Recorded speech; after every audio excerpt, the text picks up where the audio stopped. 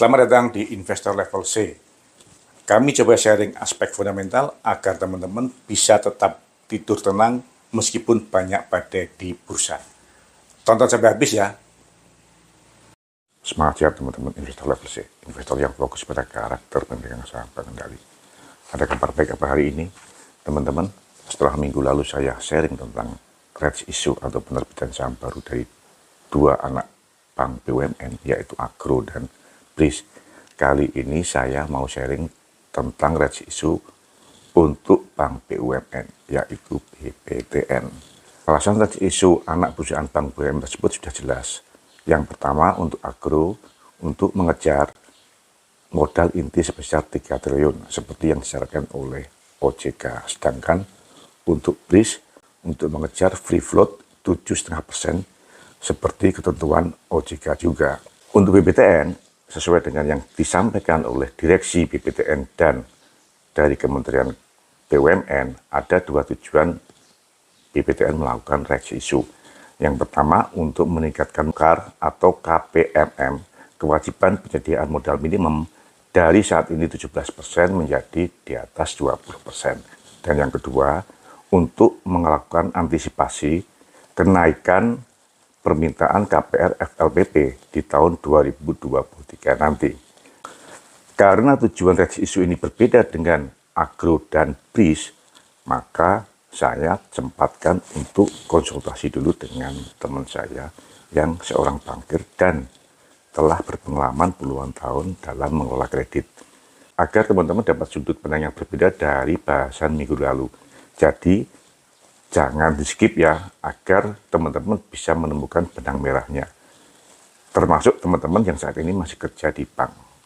Yuk kita hitung dulu, kira-kira berapa sih hak rate yang akan teman-teman dapatkan dari penerbitan saham baru BPTN ini. BPTN menerbitkan saham baru sebesar 32,53%. Dengan rasio saham baru dibanding dengan saham lama, saya bulatkan saja 32 dibanding dengan 100. Tanggal hukumnya 22 Desember, tanggal penembusannya dari tanggal 28 sampai dengan tanggal 5 Januari, dan harga penembusannya di Rp1.200. Misalkan teman-teman mempunyai 50 lot atau baru beli 50 lot kemarin di harga Rp1.365, maka perhitungannya teman-teman akan mendapatkan hak rate sebanyak 5.000 kali 32 dibagi dengan 100, atau sebanyak 1.626 lembar. Agar teman-teman gampang dalam menjualnya nanti, sebaiknya penebusan dilakukan secara bulat dalam lot. Jadi ditebus 1.600 lembar atau 16 lot. Dengan demikian, jumlah saham BPTN yang teman-teman pegang, 50 lot ditambah dengan 16 lot, 66 lot, dengan harga perolehan Rp8.745.000, sehingga harga rata-rata saham BPTN yang teman-teman pegang Rp1.326 per lembar. Apabila teman-teman tertarik untuk mendapatkan harga rights, jangan sampai ketinggalan. Beli saham BPTN paling lambat tanggal 22 Desember. Yuk kita bahas tujuan rights issue BPTN. Yang pertama, meningkatkan kecukupan modal dari 17% menjadi di atas 20%. Indikator fundamental menunjukkan bahwa BPTN ini cukup menarik dibanding 3 bank BUMN yang lainnya.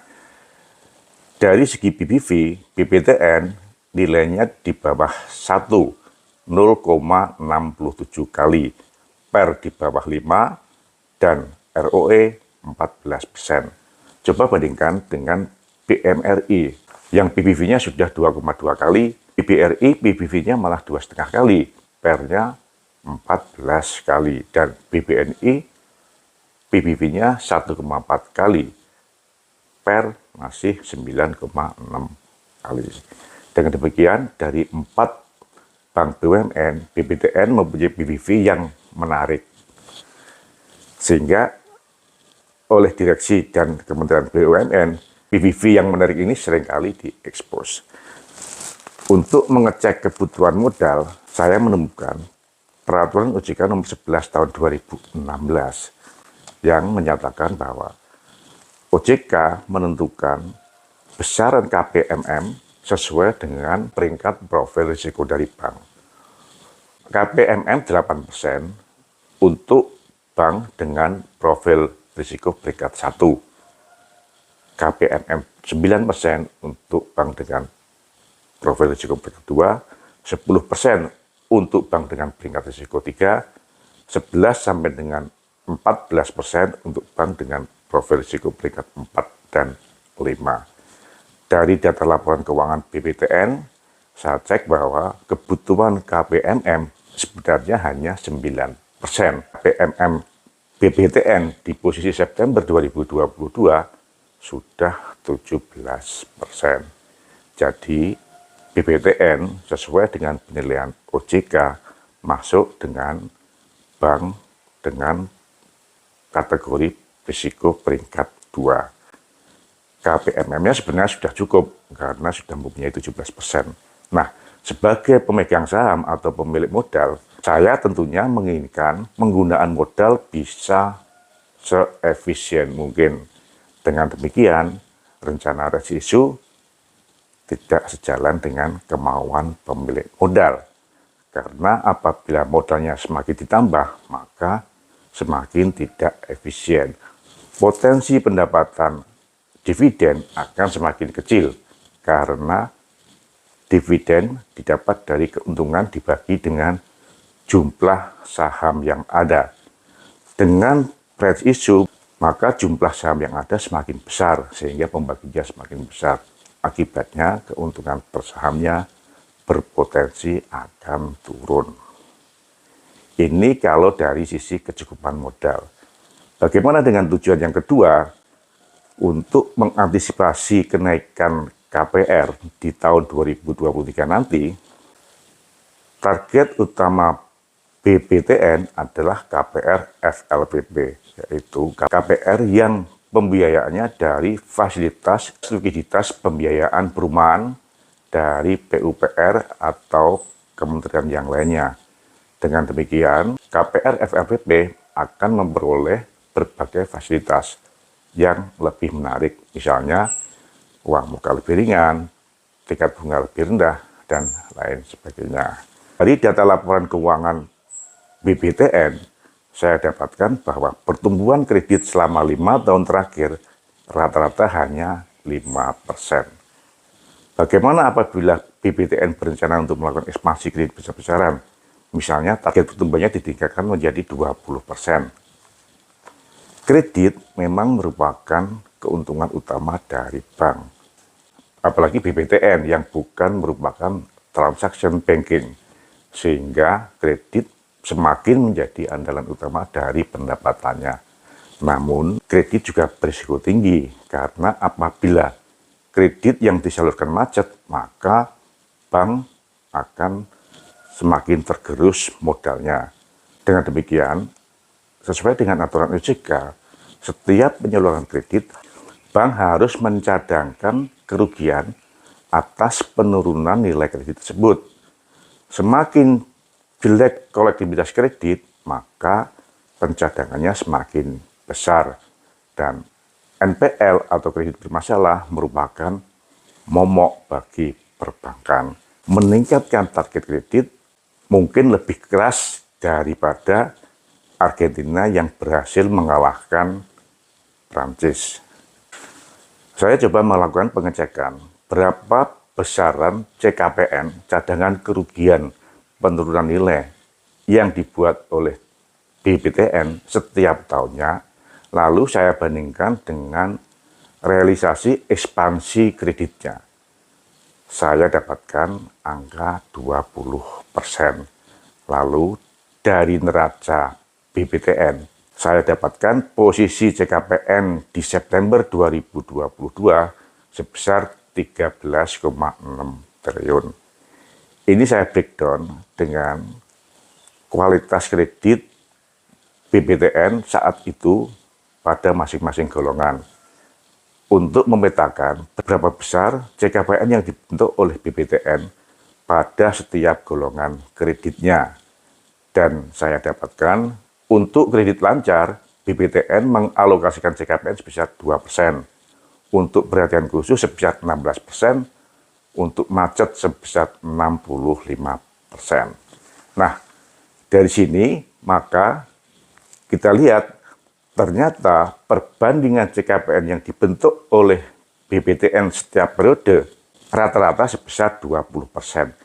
Jauh lebih tinggi dibanding CKPN untuk kredit lancar sebesar 2%. Dengan demikian, ada selisih angka 18%, yaitu CKPN yang dibentuk dibanding dengan spasi kredit 20%, dikurangi dengan kebutuhan CKPN untuk kredit lancar sebesar 2%. 18% ini menunjukkan kebutuhan tambahan CKPN kredit BPTN untuk kredit existing karena penurunan kualitasnya, baik dari lancar ke perhatian khusus ke kurang lancar ke diragukan ke macet, dan dari macet sampai dengan dihapus buku. Sebagai gambaran, untuk menghapus kredit macet sebesar 100 juta, BPTN masih membutuhkan CKPN sebesar 35 juta, yaitu dari 100 juta dikurangi dengan CKPN yang telah dibentuk untuk kredit macet oleh BPTN sebesar 65%, masih memerlukan 35% dari 100 juta. Dan untuk kredit yang lancar 100 juta, lalu kolektibilitasnya turun menjadi perhatian khusus, BPTN masih memerlukan CKPN sebesar 16% untuk kredit dengan perhatian khusus dikurangi dengan 2% untuk CKPN kredit lancar yang telah dibentuk. Berarti masih kurang 14%, 14 juta.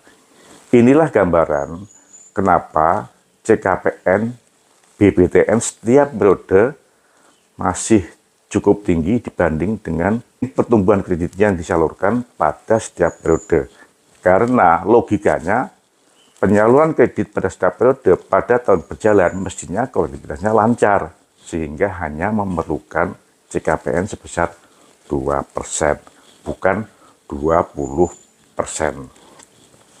Dari pembentukan CKPN yang cukup besar tersebut, maka ada dua kesimpulan. Yang pertama, realisasi penyaluran kredit BPTN masih cukup rendah, rata-rata sekitar 5%. Dan yang kedua, BPTN belum mampu menjaga kualitas kredit existingnya.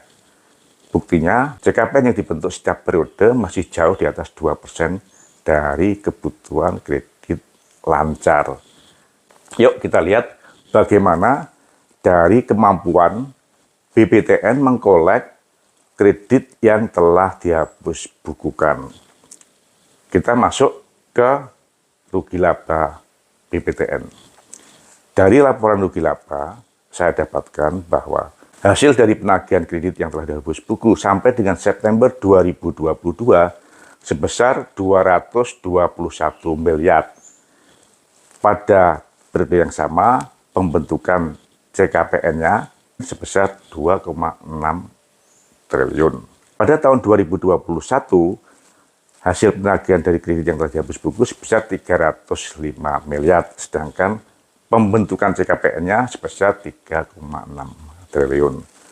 Pada tahun 2020, hasil penagihan kredit yang telah hapus buku sebesar 275 miliar. Pembentukan CKPN pada tahun itu sebesar 2,3 triliun. Bahkan pada tahun 2019, penagihan hasil kredit yang telah dihapus buku hanya sebesar 113 miliar. Di sisi lain, pembentukan CKPN di tahun 2019 sebesar 3,5 triliun. Rata-rata perbandingannya hanya kurang dari 10%. Hal ini menunjukkan kelemahan BPTN dalam mengkolek kredit-kredit yang telah dihapus bukukan.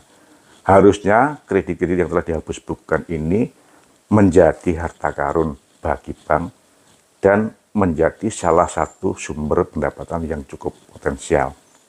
Saya sudah pernah membahasnya dalam blog sebelumnya tentang harta karun bank BUMN.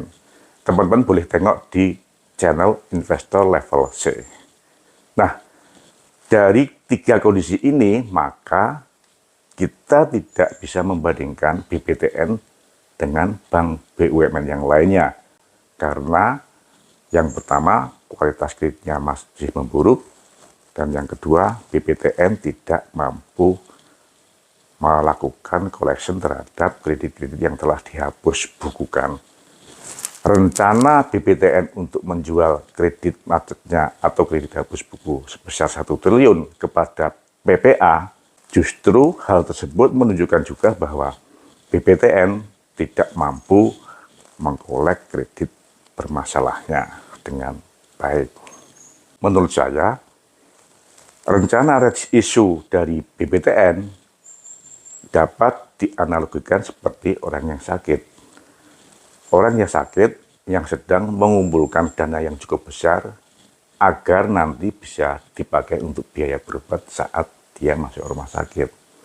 Harusnya orang yang sakit memperbaiki kesehatannya, melakukan olahraga, menjaga makanannya, menjaga pola makannya, menjaga waktu istirahatnya, dan lain-lain yang harus dilakukan secara preventif. Saya khawatir justru kondisi BPTN yang saat ini yang menguasai 84% dari market share di KPR FLPP justru membelenggu BPTN. Mengapa? Yang pertama, karena target pasar KPR FLPP adalah MBR, sehingga rawan PHK dan rawan kehilangan pekerjaan. Yang kedua, target KPR FLPP merupakan rumah pertama, sehingga pada saat kreditnya bermasalah, BPTN mengalami kesulitan untuk melakukan eksekusi karena rumah masih dihuni atau pemilik mempertahankan. Yang ketiga, mungkin kualitas bangunan KPR FLPP kurang bagus, sehingga meskipun saat bermasalah sudah bisa dieksekusi, harganya turun karena bangunannya telah rusak. Sepertinya untuk nasabah KPR FLPP yang kreditnya NPL masih diperlukan campur tangan pemerintah untuk membantu menyelesaikannya. Karena rumah merupakan kebutuhan pokok dari masyarakat dan umumnya KPR FLPP adalah rumah yang pertama untuk masyarakat. Perlakuan KPR FLPP tidak bisa disamakan dengan KPR yang lainnya. Pemerintah harus mengawal sampai kreditnya lunas sebagai konsekuensi dari melayani rakyat. Menurut saya, valuasi BPTN yang menarik dibanding 3 BUMN lainnya disebabkan karena kualitas kredit BPTN yang belum baik dan ketidakmampuan BPTN dalam mengelola kreditnya yang bermasalah. Jadi teman-teman, jaga kesehatan untuk melihat perkembangan pertumbuhan KPR FLPP BPTN tahun depan. Semangat sehat! Terima kasih telah menonton. Jangan lupa kasih komen agar channel Investor Level C dapat lebih berkualitas. Dan jangan lupa sharing agar teman-teman yang lainnya bisa mendapatkan manfaat dari channel Investor Level C. Terima kasih.